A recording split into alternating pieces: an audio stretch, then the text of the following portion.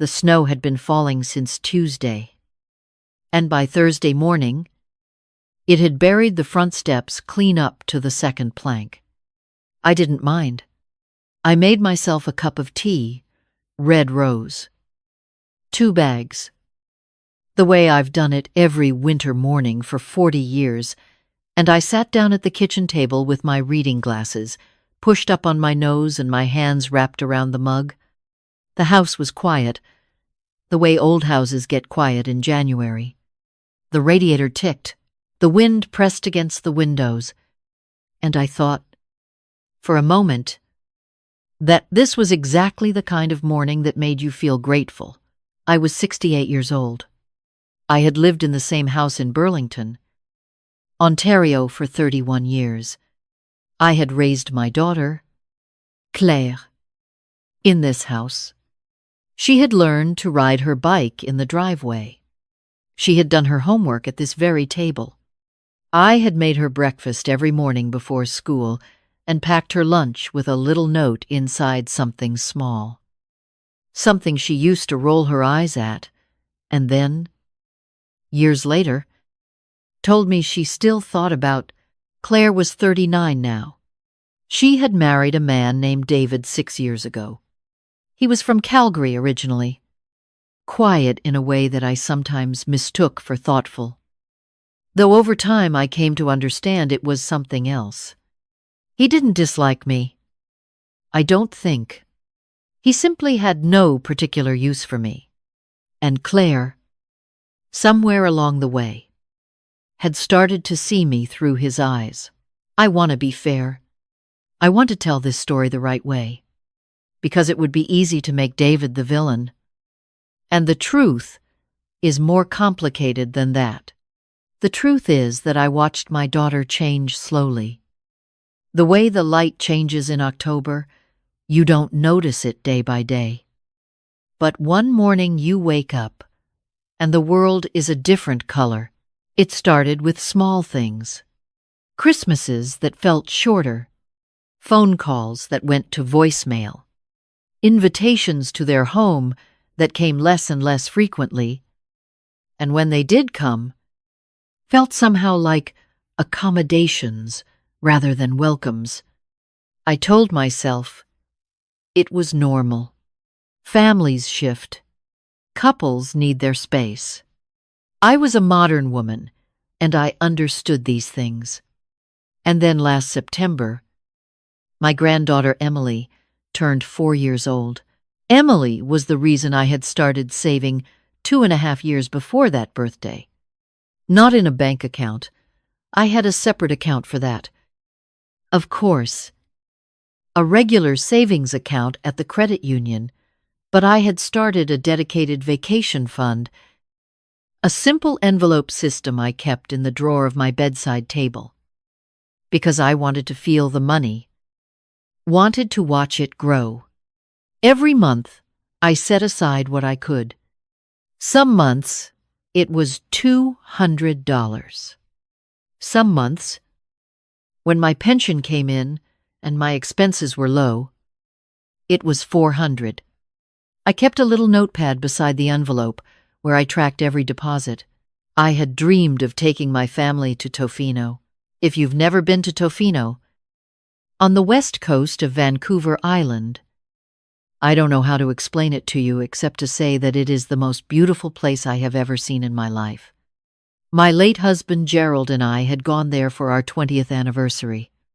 We had walked on the beach at Long Beach in the rain, which sounds miserable, and was actually the closest thing to a religious experience I have ever had. The waves on the Pacific are not like the waves anywhere else. They come from so far away. They carry something with them that you can feel in your chest. Gerald had passed 7 years ago, and one of the things that had quietly broken my heart in the years since was knowing that Emily would never know him. She would know his name. She would see his photograph, but she would never feel the particular warmth of his hand or hear the way he laughed at his own jokes. I wanted to give her something of him. I thought Tofino could be that. I thought if we stood together on that beach, something of Gerald would be there with us. By the time Emily's 4th birthday approached, I had saved just over $9,000. I booked a large vacation rental, a 4-bedroom house right on Chesterman Beach. I paid the full deposit of $2,200 on my credit card in July. With the balance due in November, I booked flights for myself, for Claire and David, and for Emily. I arranged for a little birthday cake from a bakery in Tofino that I had found online after 45 minutes of research. I planned a whale-watching tour for the adults and a tide pool walk that the company said was perfect for young children. I told Claire about it on a Sunday afternoon in early August. Over the phone, I told her I had taken care of everything. I told her the dates, the flights, the house. I heard something in her voice that I couldn't quite name, a pause that lasted a half-second too long. But then she said, "Mom, that sounds wonderful." And I believed her. I did not hear from her again about the trip for 6 weeks. Then, on a Wednesday evening, in mid-September, my phone lit up on the kitchen counter while I was washing dishes. A text message from Claire. I dried my hands. I picked up the phone. I read the message twice. "Mom, I need to talk to you about the Tofino trip. David and I have been discussing it, and we think it would actually be better to do something smaller for Emily's birthday this year. Just the 3 of us. She's still little, and big trips can be overwhelming for her. I know you've put a lot of effort into this, and I'm sorry. Can you get your deposit back?" I stood at the kitchen counter for a long moment. The tap was still dripping. I hadn't turned it off all the way. I read the message a 3rd time. Then I set the phone face down on the counter and finished doing the dishes. I needed to do something with my hands. I washed the same pot twice without realizing it. That night, I didn't sleep well. I lay in the dark, and I thought about the notepad in my bedside drawer. 26 months of careful entries. I thought about Gerald on the beach at Long Beach. Rain on his face, laughing at something I had said. I thought about Emily, who had Gerald's eyes the same shape, the same slight downward tilt at the outer corners, and who would stand on a beach in Tofino and not know that her grandfather had stood in nearly the same spot and loved it. I thought about the phrase, "Can you get your deposit back?" and I felt something move through me that I didn't have an exact name for. It was not quite anger. It was more like the feeling you get when you realize you've been reading a map upside down for a very long time. I called Claire the next morning. I asked her to help me understand. I asked, gently, whether there was something more to this than Emily being overwhelmed by travel.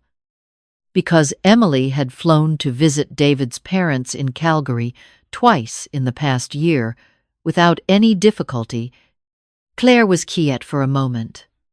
Then she said, "David just thinks we need to establish our own traditions as a family." "Mom, it's not personal. It's not personal. I have been a mother for 39 years. I have been a daughter, a wife, a widow, a grandmother.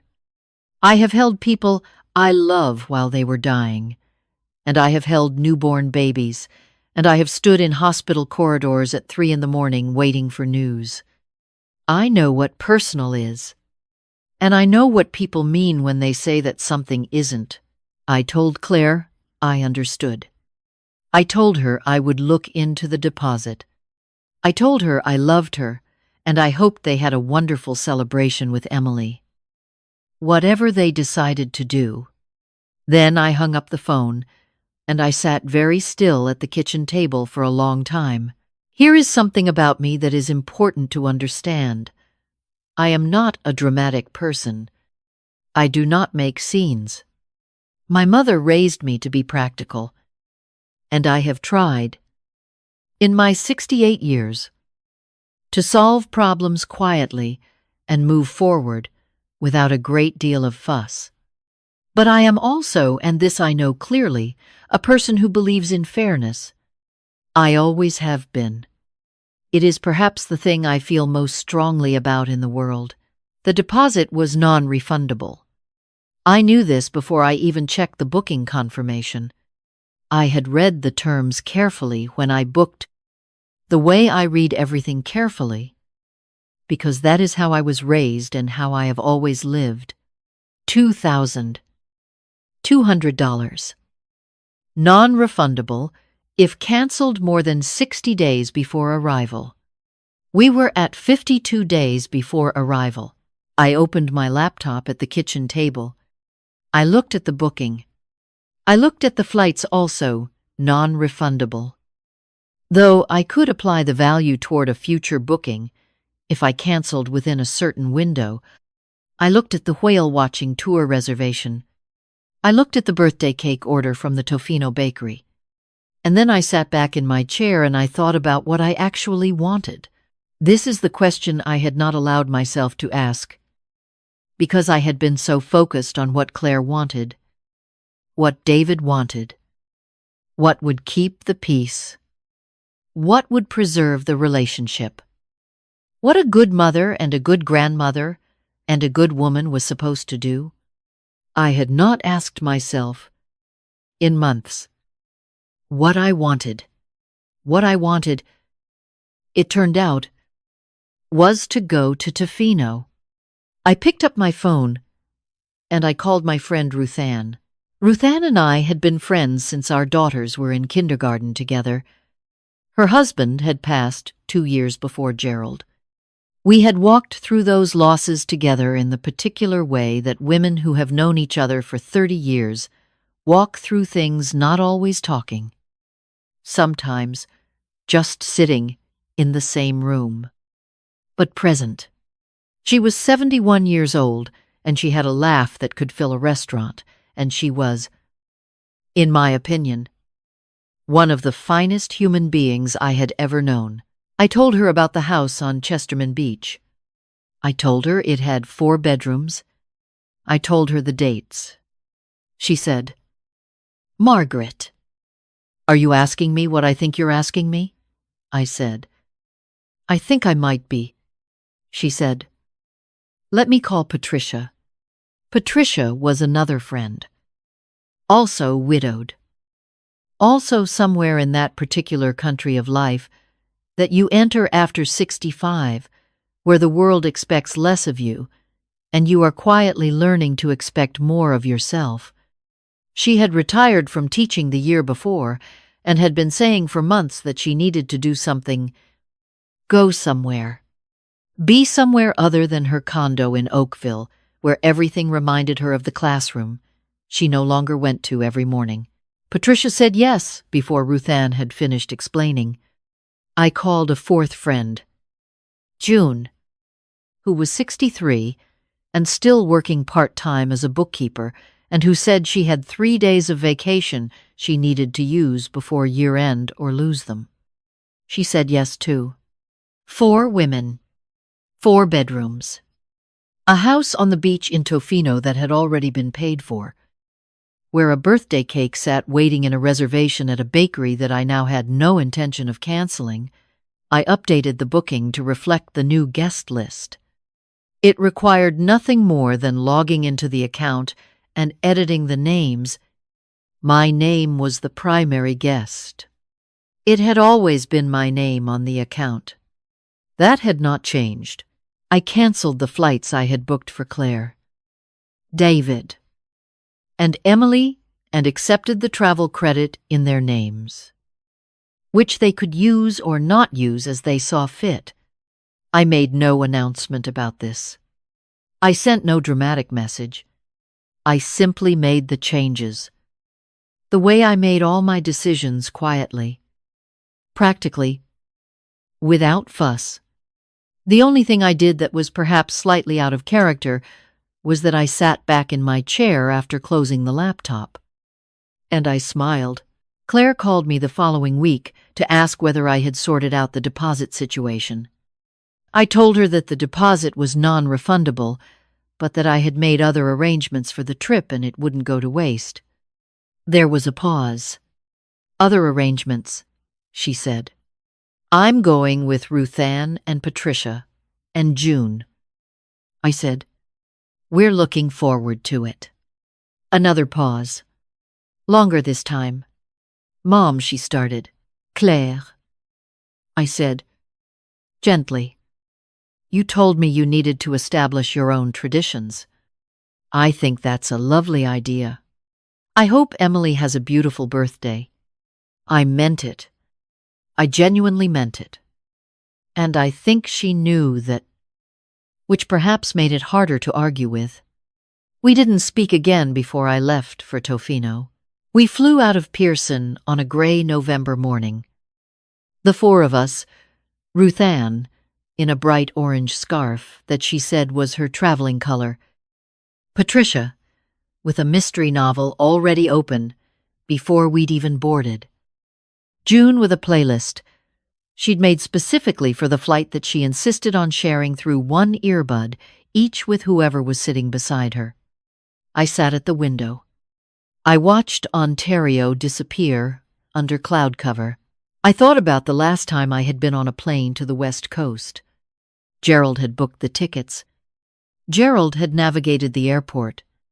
I had followed him through the terminal with the particular trust of someone who knew that the person ahead of them knew exactly where they were going. There was no one ahead of me now. I had the booking confirmations on my phone, and the address of the house, and a printed copy of the itinerary, because I still printed itineraries. And I was the person who knew exactly where we were going. I can't tell you precisely what Tofino did to me that week. I can tell you that the house was everything I had hoped. Big windows facing the water. A porch with weathered wooden chairs. The sound of the ocean so constant and so large that after the first night you stopped hearing it as a sound and started feeling it as a kind of undertone to everything. Like the hum inside a seashell held to your ear. I can tell you that Ruthann cried when she saw the sunset on the first evening. Not sadly, just overwhelmed. The way you get overwhelmed when something is so beautiful that your body doesn't know what else to do. Patricia read her mystery novel in one of the porch chairs every morning and reported on its progress at breakfast like it was a shared project we were all invested in. June made us all walk the beach at low tide and identified 17 different creatures in the tide pools with an enthusiasm that made us feel, briefly, like we were on a school trip, which was not an unpleasant feeling. And I stood at the edge of the water on the second afternoon, alone for a moment, while the others had gone back for their jackets, and I let the waves come to me. The Pacific is cold in November. Colder than you expect. The foam ran over my boots. And I thought about Gerald. And I thought about Emily's eyes. And I thought about 31 years in the same house, and all the mornings at the kitchen table, and the quiet that is, sometimes loneliness, and sometimes something else entirely. I thought about the phrase, "It's not personal." I thought, no, you're right. It isn't, because I am not living my life as a personal reaction to anyone else's choices. I am living it as the continuation of something that has always been mine. The birthday cake, it turned out, was lemon with cream cheese frosting, because that is what I would have ordered for Emily, and I saw no reason to change it. The four of us ate it on the porch on the evening that would have been Emily's party, with tea and a bottle of Prosecco that Ruthann had brought in her checked bag, and we sang Happy Birthday into the ocean air. It sounds perhaps strange, but it didn't feel strange. It felt like something Gerald would have liked. I came home to Burlington on a Sunday afternoon. The snow had started again while I was gone, and my neighbor had shoveled the front walk without being asked. Which is the kind of thing that happens when you've lived in the same place for 31 years and people know you. I stood on the cleared front step with my suitcase and breathed in the cold air and felt, in a way I hadn't felt in some time, entirely like myself. Claire called that evening. I let it ring twice before I answered. Not out of calculation, just because I was still putting my coat away. She asked how the trip was. I told her it was wonderful. I told her about the tide pools and Ruth Ann's sunset and the lemon cake. She was quiet through most of it in a way that was different from her usual quiet, less distant. More like she was actually listening. "Mom," she said, when I finished, "I think I owe you an apology." I didn't say anything. I let the silence hold.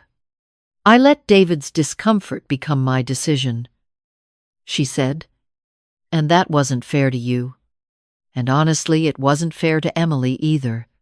Her voice broke slightly on Emily's name, which is the point at which I understood she had been thinking about this for some time. I told her that I appreciated her saying that. I told her that I wasn't interested in rehashing the past. I told her that what I was interested in was being genuinely included, not managed. Not accommodated, but included, because that is all I had ever wanted. And she was my daughter. And Emily was my granddaughter. And I intended to be present in their lives for as long as I was able, which, if my mother's longevity was any indication, would be quite some time yet. She laughed a little at that last part, which is when I knew we were going to be okay. Not immediately. Not without work. But okay. In the way that things can be okay when two people who love each other decide to be honest about what went wrong. I didn't ask about David. That would take more time. And I was patient. I had learned patience the hard way. The way most things worth knowing are learned. After we hung up, I made myself another cup of tea. Red rose. 2 bags, and I sat at the kitchen table. The radiator ticked. The snow pressed softly against the windows. I looked at the little notepad from my bedside drawer, which I had brought down to record the final expenses of the trip. 28 months of careful entries, leading to 1 week on the edge of the Pacific. I turned to a clean page. I picked up my pen. I wrote the date at the top. Then I wrote, underneath it, next year. Ireland. I don't know yet if Claire will come. I hope she will. I hope David will come too. And I hope that by then, I will have made my peace with who he is. The way you make your peace with weather, not pretending it is different than it is, but learning how to be warm inside it. But I am not waiting to find out. I am not putting my life on hold for an invitation that may or may not come. I am a 68-year-old woman with good health and a pension, and 4 friends who said yes before I had finished asking. And I have learned later than I should have. But not too late, that the life I was waiting to be included in was mine all along. The tea went cold while I was writing. I didn't mind. I made another cup.